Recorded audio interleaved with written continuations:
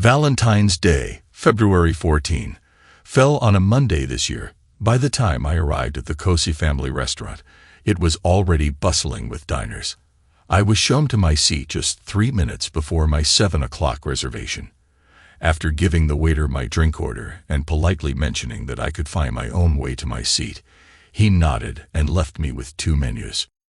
Positioned with my back to the wall, I placed the heavy, plain Italian brown bottle bag I had been carrying by its white twisted thread handles at the vacant place sitting opposite me. Leaning against it was a large C4-sized white card envelope. I had arrived first and was alone. As I glanced around the room, a feeling of claustrophobia set in. The past 2 years of lockdowns, punctuated only by brief periods of eased restrictions, had only recently come to an end. It had been exactly 2 years since I last sat at this table, which used to be our favorite. By regular, I meant a monthly date night, always booked well in advance to secure this particular spot. The restaurant, filled with intimate 2-person tables, was appropriately crowded for the occasion. However, after almost 2 years of pandemic restrictions and social distancing, the closeness felt slightly uncomfortable rather than cozy. I guessed I had become accustomed to isolation, both due to the restrictions and having worked from home for so long. The waiter returned with a bottle, uncorked it, and poured a sample into a glass for me to taste. I nodded my approval and asked for only half a glass to be poured before he left me alone once more. Out of what must have been 25 to 30 small tables in this section, only 3 or 4 were unoccupied, one of them right next to mine. Without scrutinizing too closely, I noticed that mine was the only table with a single diner. Even before it crossed my mind that Grace might be running late, as she had been lately, I heard the quiet beep of my phone, indicating a new message. Retrieving it from my suit jacket pocket, I pressed the button to light up the screen. The time flashed, 19 to 1. I always use the 24-hour setting on my phone and digital clocks. I've been a freelance feature writer for almost 8 years now, but for 14 years before that, I was a Fleet Street daily newspaperman.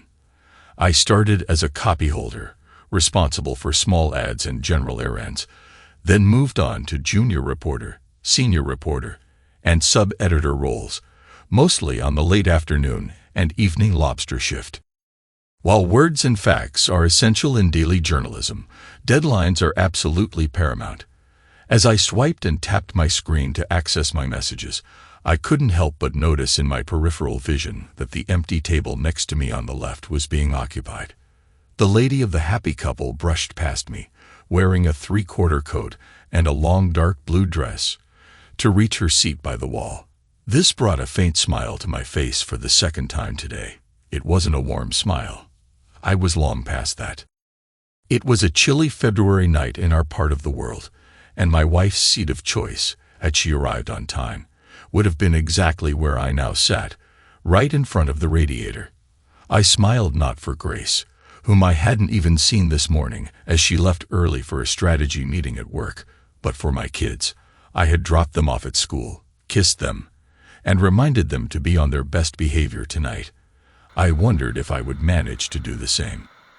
I had arranged for Grace's parents to pick them up after school and keep them overnight, allowing Grace and me to celebrate our anniversary without worrying about Gavin and Nora.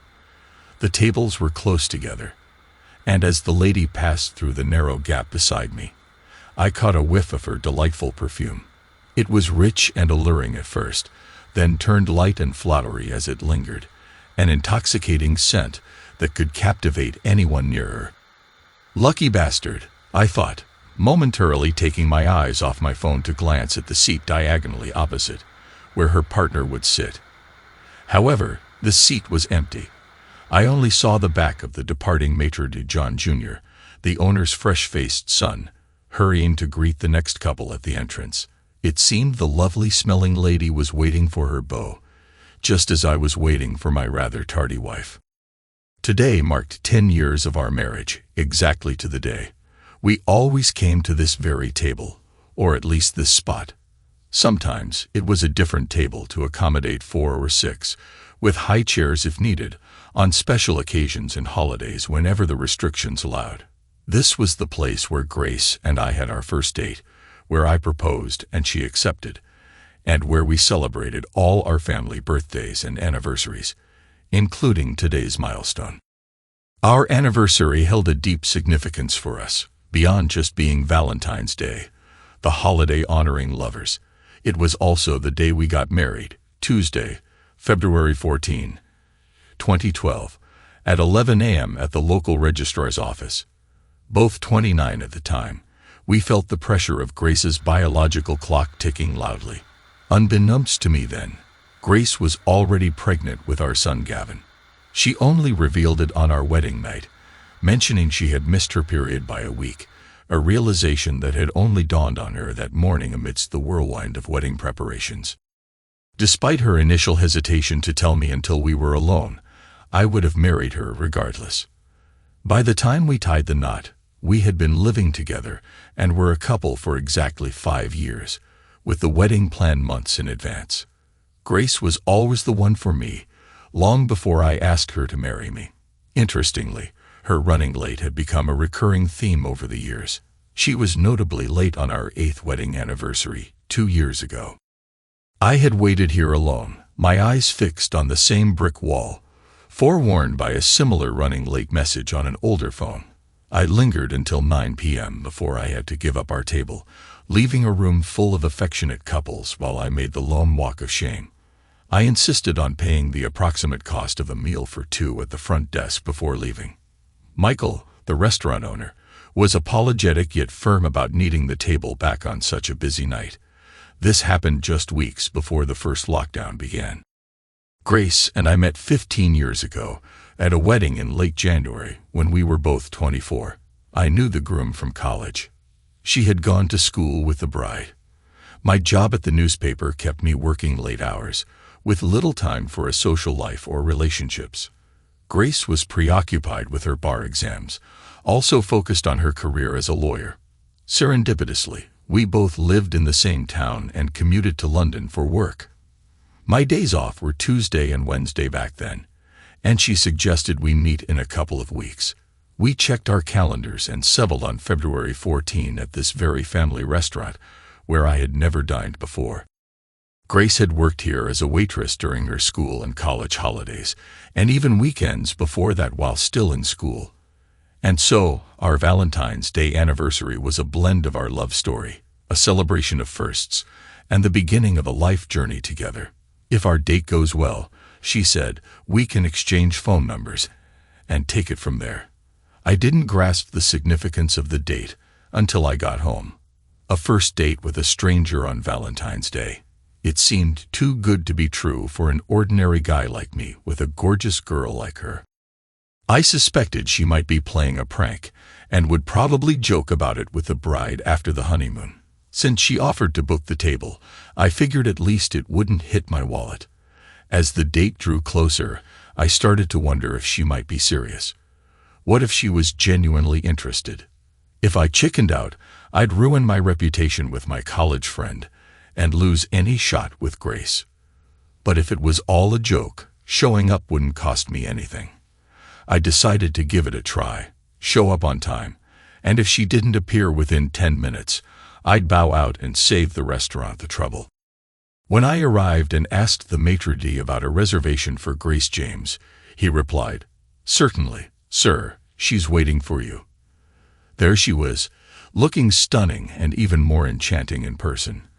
Considering my history with tight deadlines, I knew bringing a traditional Valentine card would be tacky and embarrassing for both of us.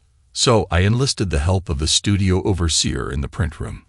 One of the country's top cartoonists whipped up a brilliant design, which we printed in color.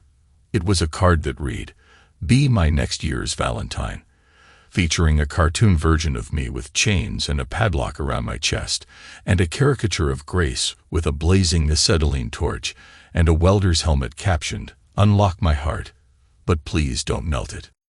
She laughed as soon as she saw the card signed by an admirer who wants to get to know you better.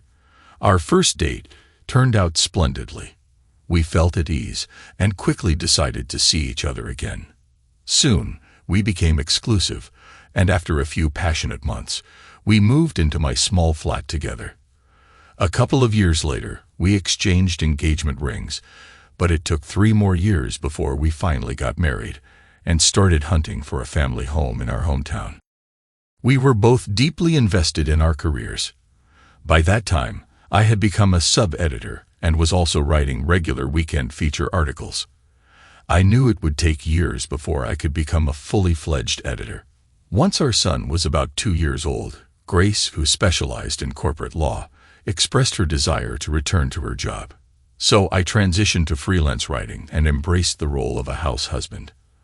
Our youngest, Nora, was an unexpected but equally cherished addition to our family. Grace only spent a couple of months with her before going back to work. Nora, now 6, has always been very attached to me, seeing me in both parental roles.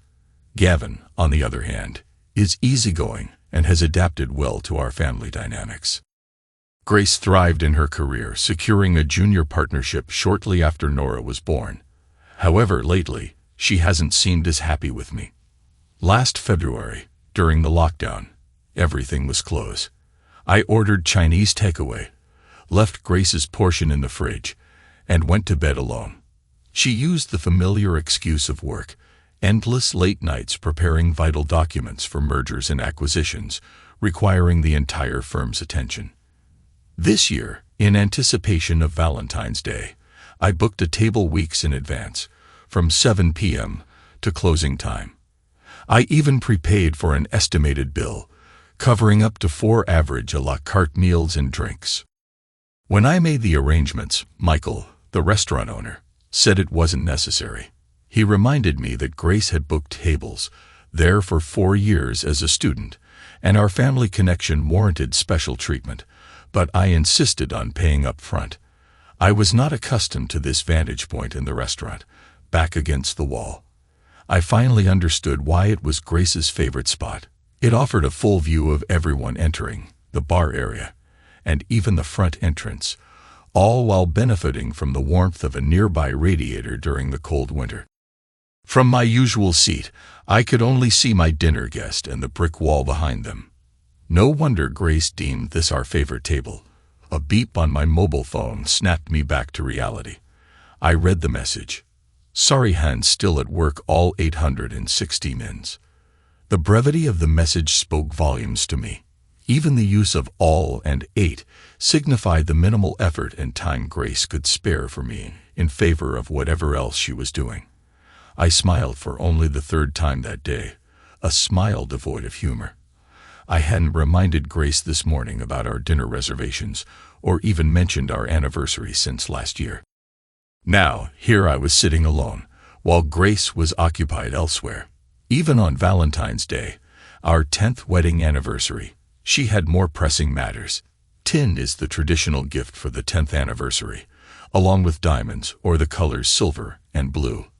That thought brought my attention to the woman sitting alone at the table next to me. She wore a blue dress, and her perfume, distinctly different from any my wife preferred, lingered faintly. I wondered if the woman in blue was here for a similar celebration, or simply enjoyed wearing blue tonight. Was she waiting for someone, a boyfriend, husband, or lover? My thoughts wandered as I glanced at the menu. Trying to muster an appetite, I picked up my phone and put it down again, deciding to order a starter.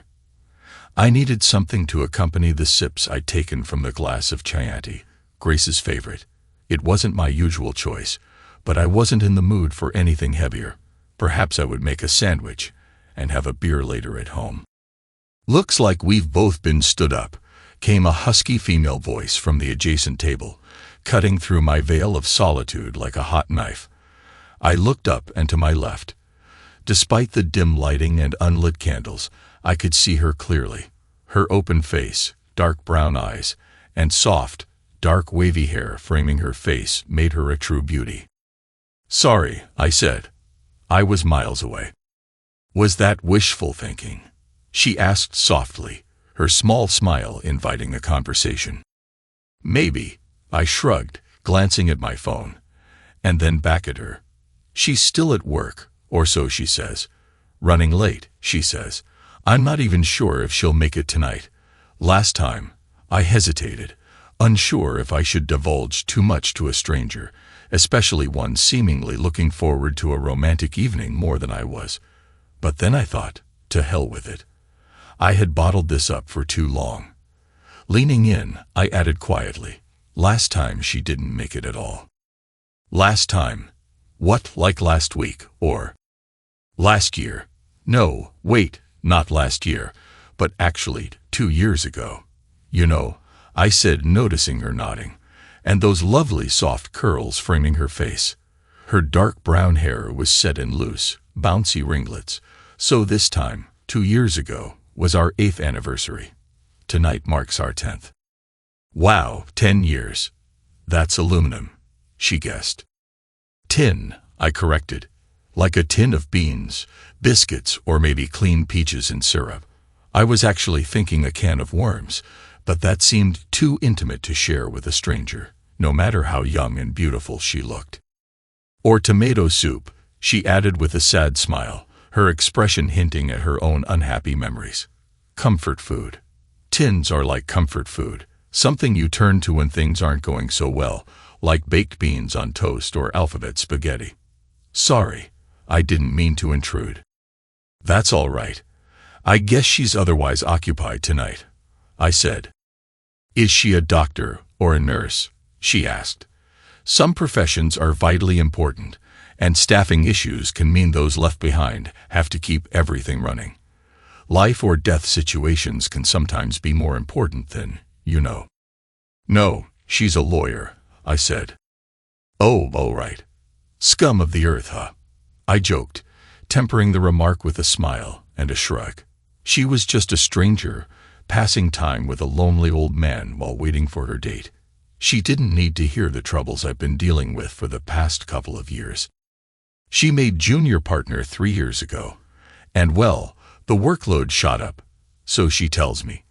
The stranger sitting next to me looked nice, probably a kid really, eager for her evening out with a beau. No need to burden her with my problems. I wasn't here to share my misery, just to brace myself mentally for what came next. Well, she countered. At least she's not a school headmistress. Oh, is that what you are? I asked. Sort of, she said. Preschool. I'm the proprietor, or should that be proprietress, of a preschool. Not as bad as a secondary school headmistress then. You must have lots of sweet children aged 3 and 4, a nice age, if I remember correctly. True, they are sweet. We start with 2-year-olds, but I have specialist staff who love the babies. She laughed, more to herself than anything. I must admit, I do love the littlies too, and hate handing some of them back to their parents at the end of the day. Oh God, I interjected. I remember the terrible tours. I did vividly. Not so much with Gavin, but Nora was a nightmare, always needing her mom who was busy chasing that junior partnership when Nora needed her the most. They're not so bad, she laughed. At least we can hand the troublesome few back at the end of the day. We make sure they sit quietly for a snack, then lunch, and then it's time for a nap. Most of them doze off for at least a little while. So you can put the kettle on then? I asked. Absolutely. Tea and biscuits for the staff. Essential me time, she giggled. Do you have young children? 2. Gavin is 9 and Nora is 6. Actually, they went to a nearby preschool from ages 3 to 4. The one at the Baptist Chapel. Is that your preschool? No, mine is the Ferning Glen Preschool on Home Farm Road in the retail units of the Old Farm by West Ring Park. The old barn? I asked, and she nodded. I've been to the farm shop and cafe there in the converted stables. The kids love the playground by the Sangland countryside walk behind the old farm. Now that I think about it, I've definitely seen the signs for your preschool. How many children are there? We have 72 registered, but since lockdown, some only come 2 or 3 days a week, or even just half days. We have to be flexible, so parents book their slots. We make sure we have enough staff to meet legal requirements. I tend to float and jump in where needed. My phone beeped again. "Excuse me, just need to check this message," I said, picking up my phone. It read 1928. Grace had sent another message instead of calling. "Sorry, Han. More alts to docs. Getting pizza. Back very late, XXS." I turned back to the woman. Grace is my wife of 10 years. She won't make it tonight, and has ordered pizza at work, apparently. "Oh, that's unfortunate. Did you get her a card? And is that a bottle?" "Well, it's a special occasion, and we missed each other this morning." "It's not a bottle. It's a novelty vintage tin can. It looks like a 1950s can of peaches, but it's actually empty with a removable lid for storage," I rambled on. "It comes as a set of 6 cans with different labels. I only brought one along to give her." "Oh, that's a thoughtful idea. Perfect for a 10th anniversary."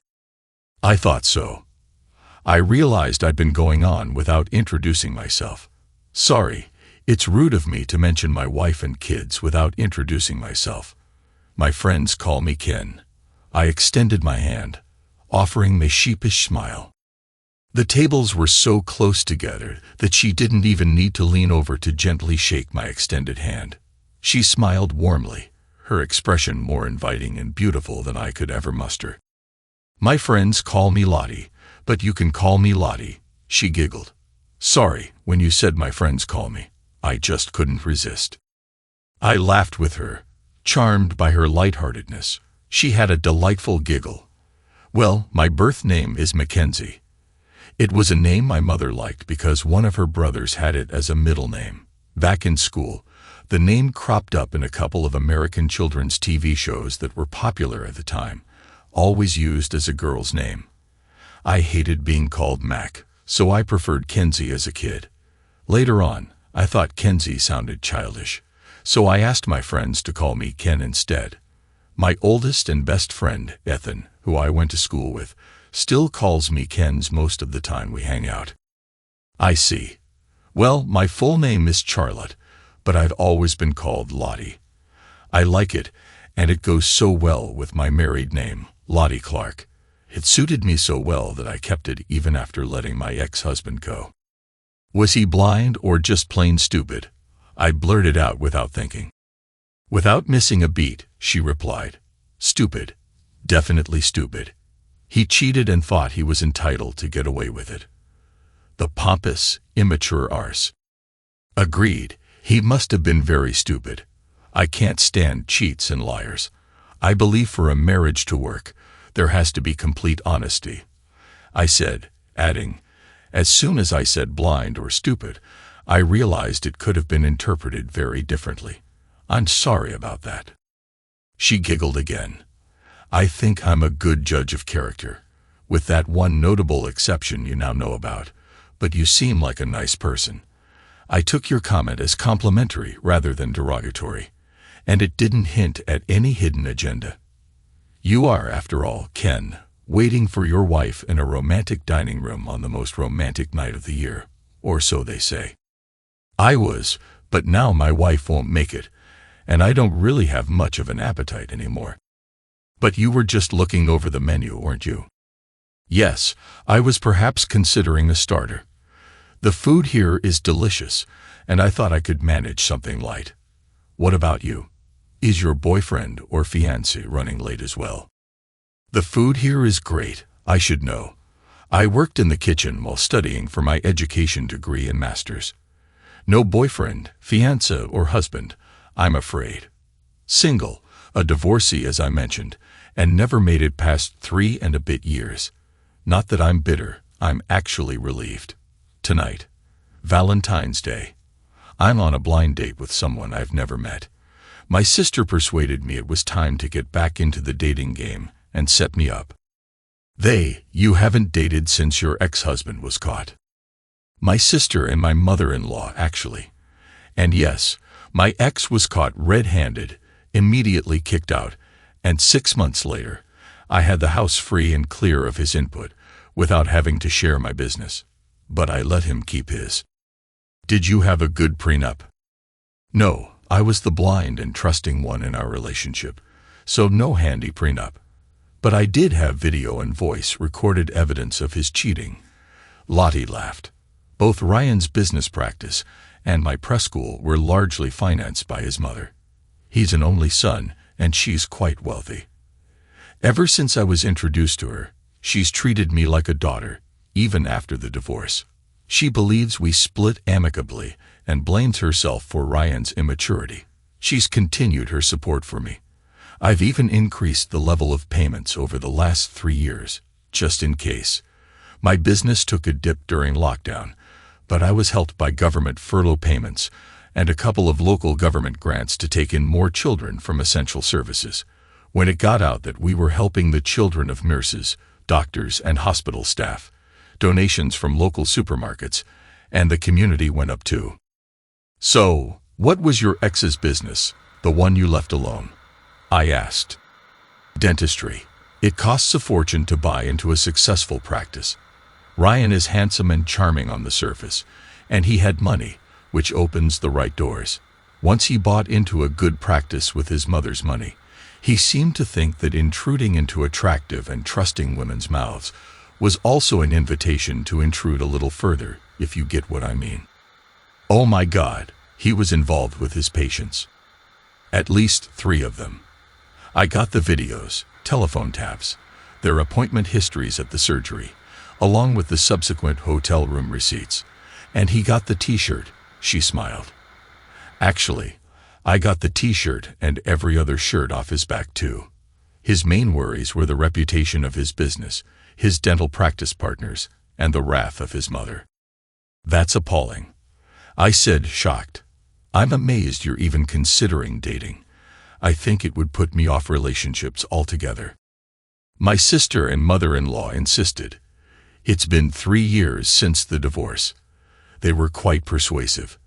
At least this is a safe, crowded place to meet a stranger. Yes, I often come here to eat. Alone. Mostly, although sometimes my sister joins me, occasionally my parents, and more recently, my mother-in-law has taken a liking to the place. Well, I don't think much of your blind date. He must be crazy to miss out on such pleasant and beautiful company. Maybe he sent a message or an apology. My phone hasn't beeped all evening. Look, Ken, I know you were planning to have a starter. I'm actually famished. It's my first date in 3 years, and I couldn't eat a thing at lunchtime. Not even tea and biscuits when the babies went down for a nap. No, not even then. I was too nervous. But, well, you seem like a nice married bloke with no hidden agenda, and I see the maitre d' is turning away another couple at the door who haven't booked. Maybe we could share a table and leave one free for a couple celebrating their romantic dinner. Well, since Grace is having pizza and won't be home until late. And your kids are at their grandparents', so we could continue our entertaining conversation, enjoy some good food, and help out a couple who might otherwise be turned away because the place is packed tonight. It is a night for lovers, so yes, we could share a table and free one up. Shall I move to your table? Why don't I move to yours? That way, if your wife shows up, you can see her coming and give me a heads up so I can grab my handbag before things get awkward. She laughed, and so did I. As Lottie spoke, she stood up and signaled the maitre d', indicating with subtle hand movements that she was moving to my table. The maitre d' nodded back in understanding and turned to the newly arrived couple, an older pair, before guiding them in our direction with a couple of menus. I moved the bottle bag and card envelope from the opposite place, setting to the floor beside my chair, out of the way. I'm sure it wouldn't come to blows, Lottie. Is she not the jealous type, Ken? In different circumstances, perhaps, but like you, though well before your time, she used to work here as a waitress. She's known to the owners and their kids who work here. Seeing me with another woman at our usual table, knowing she was expected after 7 p.m., wouldn't look suspicious. I'm sure she'd understand it's just a chance meeting and a sensible sharing arrangement to everyone's benefit. Your wife must be quite understanding, she remarked as she draped her coat over her chair and settled into what would have been my seat if Grace was here. I noticed she hadn't brought a drink with her. I have a bottle of Chianti here, which I certainly won't finish by myself since I'm driving. How about joining me for a glass? That's very kind of you, Ken, thank you. It's nice to know that there are still gentlemen around. I wasn't sure what my date would want, so I waited before ordering. No need to wait any longer. As my guest at my table, I want you to know that I've already settled the bill in advance, so feel free to order anything you like. It's on me. That's very generous, Ken. Your wife is a lucky woman. You'd have to tell her that. I will, if she shows up, she grinned. As I poured the wine for Lottie and topped up my own glass, the Matro D led the newly arrived couple to Lottie's now empty table. They were much older than us, not that we were a couple, and I guess they were in their 60s or 70s. I gave Lottie a heads up. She simply smiled in response.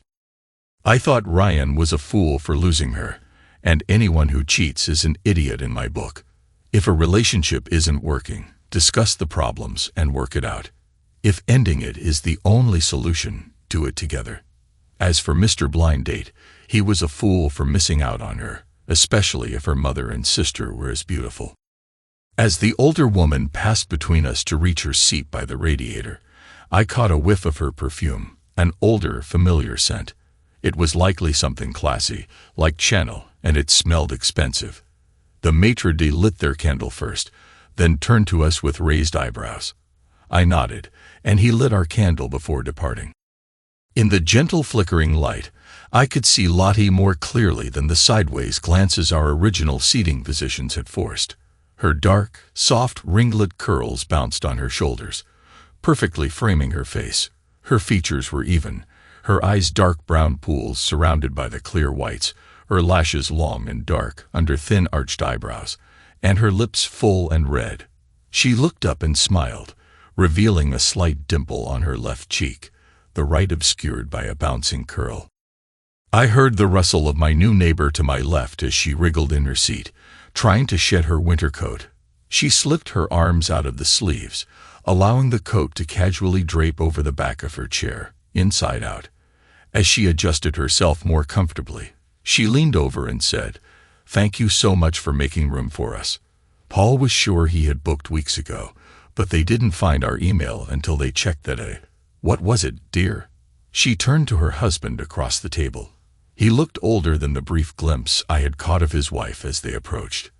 His face was long, thin, and deeply wrinkled, with a tan that suggested he spent a lot of time outdoors, perhaps gardening. "The junk file, sweetheart," he replied. Although I was sure, I got a confirmation straight away. Getting here 10 minutes early wasn't a problem. While Mia's accent was that of a duchess or at least a lady, Paul's voice was no match. His local accent had more hints of the rural than the urban, matching the town's mixed urban and semi-rural character that I had grown up with. Maya turned back to me. "We saw the Matro D look your way as we arrived. When Paul gave him our names, I looked around and wondered why two singles were sitting at separate tables on such a traditionally romantic night. But when your young lady got up and moved, suddenly your table was available. Quite fortunate for us. Anyway, thank you most sincerely. I'm Mia, by the way, and my husband is Paul. We're celebrating our 46th anniversary tonight. What about you two? Aren't you celebrating anything special?" She spoke with an assured cut-glass accent that seemed genuine rather than affected. She looked as regal as her voice sounded, her age difficult to pin down but likely at least mid-60s, significantly younger than Paul. Her features were open, with high cheekbones and sparkling, intelligent eyes that hinted at both joy and mischief. She possessed a timeless, classic beauty that few women maintain with age, similar to certain Hollywood or London theater actresses who convincingly portray 30-year-olds while celebrating careers or marriages spanning 4 decades. Before I could gather my thoughts to respond, Lottie spoke up. "We're Ken and Lottie," she began warmly. "Mia, Paul, it's so lovely to see you here. 46 years, eh? How wonderful. Now, Ken and I are actually strangers who met for the very first time tonight. Our acquaintance is less than an hour old, more like 46 minutes than years, I guess, but we're fast becoming friends. We've had a lovely conversation, and Ken is such a sweet gentleman to spend time with. Ken's wife of 10 years, Grace, was supposed to join him tonight to celebrate their 10th anniversary, but she's running late. She works long hours as a junior partner at her law firm and just messaged saying she'll settle for a pizza at work. Honestly, pizza from a box when she could have dined at the best family restaurant in town. What was she thinking? As for me, Mia, I'm currently single. My blind date seems to have lost his way and hasn't shown up. I've been abandoned in my prime. So Ken kindly invited me to join him, freeing up the table. He's even sharing his drink with me. Isn't that nice of him? Mia turned back from Lottie to look at me. Lottie's absolutely right. You are a gentleman, Ken, a rare gem these days. If your wife prefers work over celebrating such an important occasion with the most important man in her life, there must be a sensible reason. Is she defending an innocent person whose lifelong liberty is at risk? I had to chuckle. Mia was spot on. The situation was too absurd to make any sense of. I thought, why should I make excuses? Actually, she's a corporate lawyer, I said, mustering a dry laugh. Excuse my language, but she's a cum-sucking lawyer. What she's doing to me, our children, and our marriage is unreasonable to the point where I have no intention of enduring another minute, let alone another 36 years. Mia reached out and squeezed my lower left arm. I looked down to see my tightly clenched fists on the table. Lottie warmly wrapped her hands around my right fist. No need to apologize for expressing heartfelt passion and anguish, dear. Mia cooed gently in my ear, so close I could feel her breath. Grace is a foolish woman if the jeopardy in question is her own marriage. I relaxed my fists, releasing the tension in my spine, and let out the breath I had been holding. My eyes brimmed with tears, feeling the release of a day's worth of tension. What's going on, Ken? Came a voice from above that I instantly recognized, even through my blurred vision. Blinking away the tears, I looked up to see my wife Grace standing slightly behind, and to the right side of Lottie, glaring down at the table where I was holding hands with two women. Though I had unclenched my fists, Lottie and Mia still held on. Oh, hi Han, you made it. Only about an hour late, I greeted her, trying to keep my tone light. I actually have an anniversary gift for you, but my hands are a little full at the moment. I can see that, Grace snapped. I came home early after getting a call from Mom. The kids wanted to say goodnight, and then said you were here for. She hesitated. Lady Mia, what are you doing here, and why are you holding Ken's hand? Hello, Grace, dear. Long time no see. How have you been? Maya responded with a smile. Nice business suit, dear. Came straight from work, did we? Yes, Grace stammered. I tried to get home and change, but something's wrong with my key. How are you? And oh, hello, Mr. Clark. Didn't see you there. Hello, Grace. Paul greeted her with an amiable smile. Then Grace's eyes fell on Lottie, who was seated opposite me. Lottie, what the hell? Hello, Grace, Lottie responded, looking up briefly before focusing back on me. She beamed one of her lovely smiles and gave my hand a squeeze. I haven't had the pleasure of meeting your husband before. He's very sweet, and with or without your permission, Grace, I'd like to get to know him a whole lot better. Grace stood there, seemingly in shock. If you want your presents, I said to her, well, a present and an envelope, you'll have to pick them up. They're down here by my chair. My hands are full of Lottie. And is that Lady Mia and Lord Paul. Lady Mia Clark, dear boy, Mia interjected, now holding my left hand with her left and patting my forearm with her right. I'm Ryan's mother, Lottie's mother-in-law, but I truly regard her as my only daughter and want her to be happy, which she obviously deserves. As for my sweetheart Paul, was a bus driver, Ken, and a part-time chauffeur when I met Mia's mother, Paul chimed in. For quite a while, I was a pretty mean bass player in a rock band, so I'm just plain Mr. and have been hanging on in there, with Mia, happy and grateful." "Which rock band?" I asked. 3 voices responded in unison. "All's Well, Gordon Bennett's backing band." "Yeah, we were kids who grew up together," Paul smiled. "Playing for fun in church halls in the early to late 60s, doing Beatles and Stones covers on weekends until Mia and I met. Then I had to sharpen up and make something of myself, especially after his lordship the Earl of Burghley disowned my lovely new wife for following her heart. So I became an impresario and did well for myself, though still playing as a guest whenever I could." "Indeed, Paul was my second husband," Mia admitted. "I was married off at 18 to someone my father approved of, but Christian was a complete arse. I divorced him against Daddy's wishes within a year and married Paul here, who, you must admit, has stayed the course very well.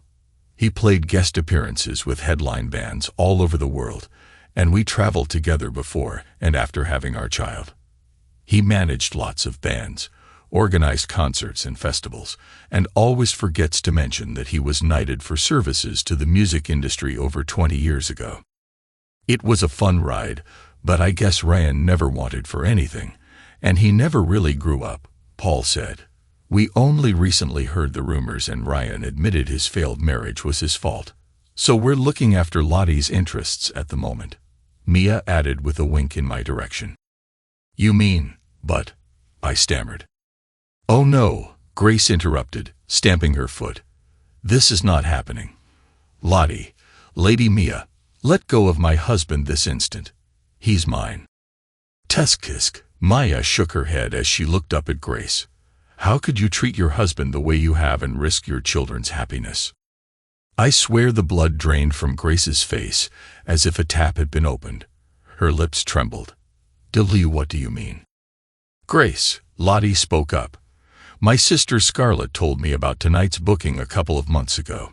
She mentioned how you completely missed your 8th anniversary here and even embarrassed your parents during their Ruby wedding celebration last November by not showing up. Ken booked this table for the entire evening, prepared to wait just in case you let him down again. He was going to wait here until you turned up. As you know, my dad-in-law, Paul, has a lot of legal connections. He found out everything about your firm. Shame on you, Grace." "No, but you couldn't have," Grace wailed. "We were so discreet." "Not discreet enough, Grace," Mia interjected before turning to me. "Lawyers love to boast and gossip in chambers, so indiscretions are easily spread among their kind. Ken, we managed to tap into some of the sources for your investigative articles and drop them hints that we thought would get back to you. Sorry about the subterfuge tonight, but we're here to support you in whatever way you need." "Well," I said, "that explains a lot. I was amazed at what my investigator was able to find out in just a couple of months. But honey, you got me a card and a present, surely." Grace left the rest unsaid as she picked up the heavy card envelope and the very light bottle bag. She ripped open the envelope, and as soon as she saw the front of the card, she dropped it. As it hit the table, the folded papers headed "Dissolution of Marriage" spilled out, extinguishing the candle and spilling hot wax on the crisp white tablecloth.